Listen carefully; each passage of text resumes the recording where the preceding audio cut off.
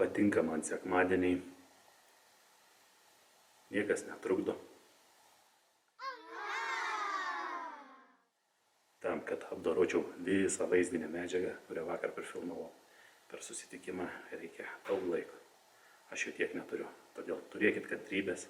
Įdėsiu po keletą gabalėlių iš eilės iš to vakarykščio gyvo susitikimo į savo kanalą. Taip kad sekit naujienas. Reiškia, turi būti ne mažiau, turi būti 3 antspaudai iš tikrųjų. Turi būti teisėjo antspaudas parašas, prokuroro antspaudas parašas ir advokato antspaudas parašas. Va šitos trijulės šaikos leikos.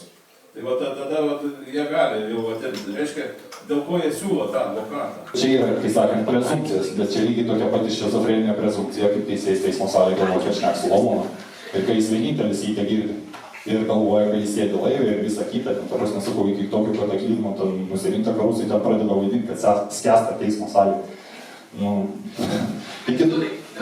Jo, ir suveikia. Žmogus pavaidino teismo salę, kad jis skęsta, gelbėkit. Teisėjas, kaip laivo kapitonas išėjo, jis automatiškai pripažįstamas kaip piratas. Jis pasišalino iš laivo, čuvaką netyčia, ten kažkas metė šniūrą išgelbė ir sako, o, sveik sugrįžęs į sausumą. Viskas, į teismo procesas kaip dygo, tai dygo, nes su tokiu klounu daugiau nieks nebenori susitikti. Šiaip manot, ar nebūtų tikslinga visas gyvų žmonių, vyrų, moterų grupelės sujungti į vieną bendruomenę, nežiūrint, kad visi į tą patį telpą, einame kiek skirtingais keliais ir paskelbti apie tai viešų valios išreiškimų. Ar tai nebūtų sistemos atžvilgių kiek svaresnis darinys? Jums teisybę atsakyti, ar taip, kad patiktų? Kiek teisybė? Aš jums kareiviškai atsakysiu. Utopija. Paaiškinti reikia. Suprantyti reikia, ne? Ir žmonės sako, pagrindinis ir yra, čuvakas sėdi. Parodė savo ten, senelio nuotrauką, ten tipo, ten jis buvo, bum, 400 eurų, todėl, kad tu bijotum užsiminti apie tą TSR. O čia va yra finta. Tu klausyk teisėjų. Jisai daug kas sako, pasakyk datą, vardą, pavardę. Jo. Kad ir kreipimasis į tave, jūs, va čia daugas prieptimas, jūs, kodėl jūs jūsinot? Čia matai mes išmokinti. Panašiai, kas matėt, irgi audruonės.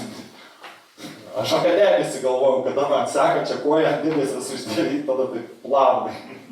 Nulipo, kas matė, tas matė, bet aš galvojau, nesidrėjom, kad čia nebandai. Šito cirko mes nenorime. Ta prasme, visuose srityse einam, judam, savaime aišku, sistema tobulėja, stipriai tobulėja.